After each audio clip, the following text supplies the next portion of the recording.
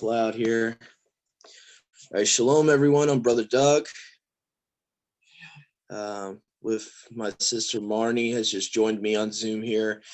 Today, I'm going to be doing a video that's really come to my mind because there's more and more people who is calling out of the church system, and Sister Marnie just recently joined our assembly, and she had some questions about what Bibles to read and about, what's good to get. So I'm seeing more and more brothers and sisters, not just her, but in general, more and more amounts of people asking me, what do I recommend? Okay, so first I'm going to start with what I actually have. So this is going to be a very short video today, guys. It's not going to be a regular Zoom meeting. This is going to be a very short video, but I'm going to show you what I recommend. I'm going to start off by saying, if you have already come to the knowledge of the restored names and stuff like that, I'm going to give you some examples of what I would use. Okay, here's one good example, right? Hold on, bear with me for a second, guys. I have to put my phone down for a second, okay, because it doesn't have a kickstand. So, all right, here we go. Number one, okay, if you want to get a Restored Names Bible, I would recommend this one right here, okay? The Scriptures 2009. You can find it on their website. It's not that expensive, okay? It's actually pretty decently priced on their website.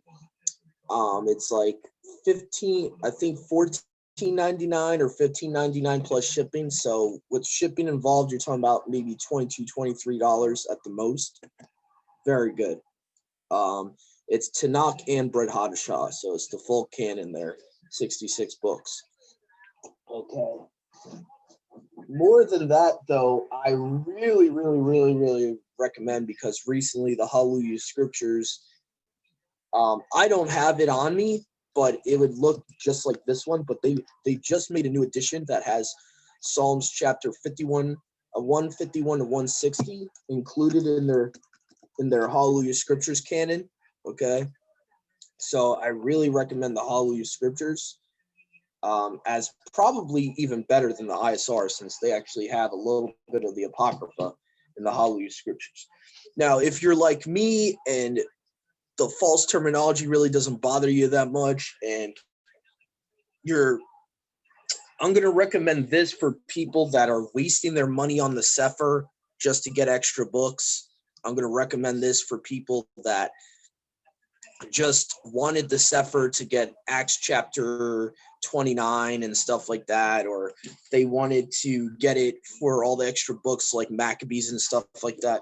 Okay, you can actually get Catholic Bibles. I don't know why my stupid cord's gonna constantly keep getting caught here. My stupid doesn't want to stay still. Okay, here we go. I got this. Oh my goodness. Can you stop? You stupid charger. All right. Sorry about that, guys. My outlet kept moving on me. Okay, so like I said before, those that want the Sefer and are going to waste money on the Sefer just for the extra books, get this instead, okay? This is a Catholic Bible known as the Revised Standard Version, okay? It has all 4 books of Maccabees, 3rd and 4th Ezra, has the complete Apocrypha in here for $6, $6 or $7, okay? If you can just ignore the false terminology like Lord and God, I really recommend getting something like this if you want the extra books, okay? All right, so, and sorry guys about this. My phone doesn't want to stay still. All right, so that like study Bibles, I have a couple of study Bibles that I would recommend. Just bear with me for a second. I'm going to try to prop my phone up so it doesn't keep falling. I'm trying to see what would be good to prop it up against. There we go. I'll be right back. I just need to get a couple more Bibles here. Let's see here. Okay. All right. All right. Here we go. Okay. So, all right. Okay. All right. This I recommend as a study Bible. Very good quality, very cheap too. I think the hardcover, I got it on sale for like $29.99. Okay. It's a parallel Bible, so it has the KJV one side, NLT one side. Very good parallel Bible. Okay. All right. And it's very economical, very cheap. Okay. All right. So let's see here. Here's a study Bible that was actually gifted to me by a lady that my mom knew from my days in evangelical Christianity growing up in the church. And her Bible bookstore, which was a physical Bible bookstore, was closing down. So she gifted me this. It's known as the New Living Translation. Let's see what the actual name of it is called. Student's Life Application Study Bible. And it's really good. I personally really like it. It has a lot of good footnotes, a lot of good, a lot of cross references, tells you what certain words in the Greek mean versus the Hebrew in the footnotes. It has a lot of good stats for each book. When you go into different books of the scriptures, it will let you know. It gives maps for each book introduction. So it's a very, very good study Bible. Very good. The only drawback to the NLT translation is the fact that they are missing certain verses, the same verses that the NIV are missing in the New Testament, the NLT is, but the NLT sometimes in places in the Old Testament is translated better than the King James. So that's why I don't study with just one main Bible. Okay. So anyway. All right. For my New Testament, I usually use Restored Name King James, ISR, Hallelujah Scriptures. Usually, if I'm going to use a translation that's not the King James, I'm going to make sure that they base their New Testament off of the Textus Receptus manuscript, so that verses like Psalms, not Psalms, Acts 8:37 would be there, and so on and so forth, and Romans 8:1 would have the full verse there without the second part of the verse being taken out. Okay, so let's see here. What else I would recommend? And like I said before, Catholic Bibles are great. They are really good. So as far as my physical translations for beginners, that's really what I would recommend for beginners. So get a translation. If you're not ready for the Restored Names version, get something that is very good, very basic. The King James is a good one because it has all those verses in the New Testament, those 17 verses in the New Testament missing in the NIV and the modern Bibles, the KJV actually has, because they base their New Testament off of the Textus Receptus instead of the Codex Sinaiticus or the other manuscripts that leave them out, which I have a video that my brother of mine named Zachary Bauer, he goes into more of the history of why certain modern Bibles don't have it, is because they trust in this so-called older manuscripts that have those verses omitted. And so basically what they're referring to, the oldest manuscripts, they're talking about the Byzantine majority text and certain other manuscripts that were from Alexandria, Egypt, that were done. And so if you're interested, I can give you guys a link to that video where he goes into depth what he uses to study.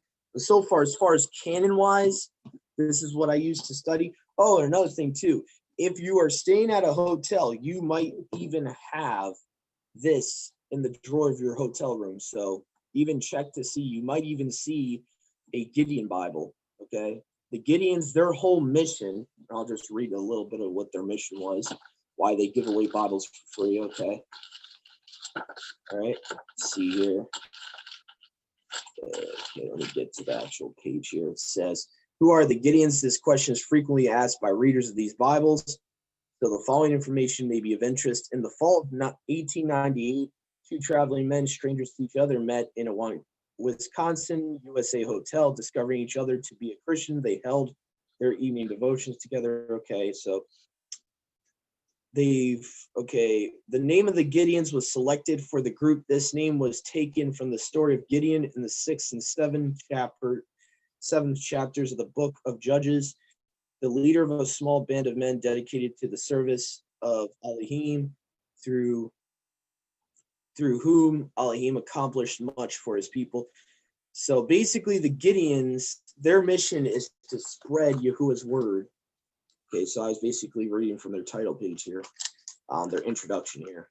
So basically, their mission is to give Yahuwah's word for free, not to charge for it. So if you're staying at a hotel, or if you're going to stay at a hotel in the immediate future, you might want to check for that. You might be able to get that for free since they give away their Bibles for free. So I would recommend the Gideon Bible too, if you're staying at any type of hotel, motel, that they might have dropped a Bible in the shelf in your room. So, okay, let's see here. So I went through pretty much all the canon material. Now for our brothers and sisters that have already been in Torah for about a couple of years, and they know I've been looking at different older versions of the Tanakh, and they're a little bit more versed in the scriptures, and they want to know about what I recommend for older versions of the Old Testament, older versions of the New Testament. I'm going to recommend something for you guys right now. So this is kind of like the second part of the video. This is for people that are not newly out of Christianity. This is for people that are very, they have a good foundation already. So they're kind of where I am at. All right. So even though I would recommend the Septuagint for anyone, it's just that first you just want to know, you really want to get to knowing the Father's word first. Get any type of Bible that you believe you can trust. So but I'm going to show people that are actually have been convicted to start learning about the differences in the Septuagint and the Targums. So first I'm going to show you what Septuagint I have, and I really recommend because it's the biggest Ethiopian/Greek Orthodox canon of the Septuagint out there. So hold on a sec.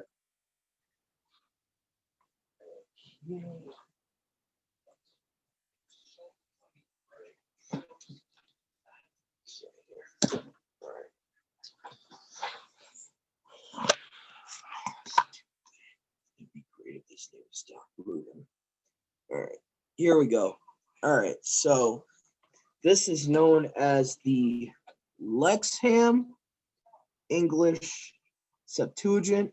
Okay, it's very nice. It's got black and gold bonding. Okay.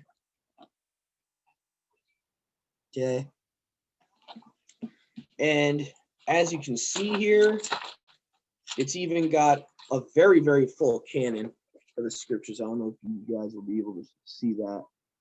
Okay. So it has a very, very full canon. It has all 4 books of Maccabees. It has Tobit, Daniel, Susanna, Bel and the Dragon, Lamentations of Jeremiah, Epistle of Jeremiah, okay, Wisdom of Solomon, Wisdom of Sirach, also known as Ecclesiasticus. Okay, so this, depending on when you're looking for it on Amazon.com, sometimes it's even on sale for only like $25. Recently, it was very cheap.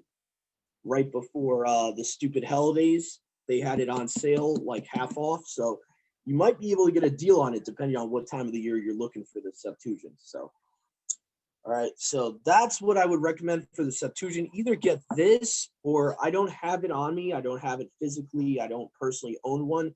But if you're going to get a Septuagint, either get this one or the Apostolic Bible Polyglot would be a good one to get a physical copy of, or the Breton's 1851 English Septuagint.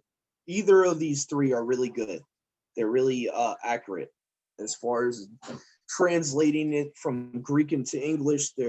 Those 3 translators have done a pretty decent job. Okay, so now on to the topic of, I know a lot of my brothers and sisters here that will be seeing this later on Facebook and YouTube. I know they're waiting for me to talk about these. Okay. The Targums. Okay. Probably one of the most rarest forms of the Torah you'll see out there, because not many people talk about them, not many people know about them. What I would recommend, if you are strapped for cash, I would recommend getting this one mainly. This is probably the most accurate of them and the most literal word for word of the Aramaic Targums of the Torah is the Onkelos by Tove Rose. Okay. All right. Now, if you have a little extra cash and you're not on that tight of a budget, I would also get to accompany it is the Jerusalem Targum. Okay. These two I really, really recommend as really good literal word for word Targums you can test with your regular Bibles that would have the Masoretic, modern Babylonian Hebrew Old Testament to test against. Okay. It's very good resources, especially the Jerusalem one. The Jerusalem one I really like for its content on the oneness, which if you haven't seen the video we've done recently on the oneness study, I would recommend those that have subscribed to the channel, check our Yahuwah and Yahusha oneness study. The Jerusalem Targum is very good for that, showing the oneness of Yahuwah and Yahusha. Now, this third one, the Targum of Jonathan, this is a mixed bag. I would like to say it's worth it, but I would say out of the three, the Targum on Kalos is the most accurate. Okay, this, unfortunately, it is good. It is an okay version of the Torah to read, but there is a lot of added information. So I would warn people, especially brothers and sisters, who are looking into the Targums right now, do not take everything that the Targum of Jonathan says, as gospel, because there is a lot of added commentary from Talmudic tradition in this Targum versus the other two. The other two are way more accurate, in my opinion. Okay.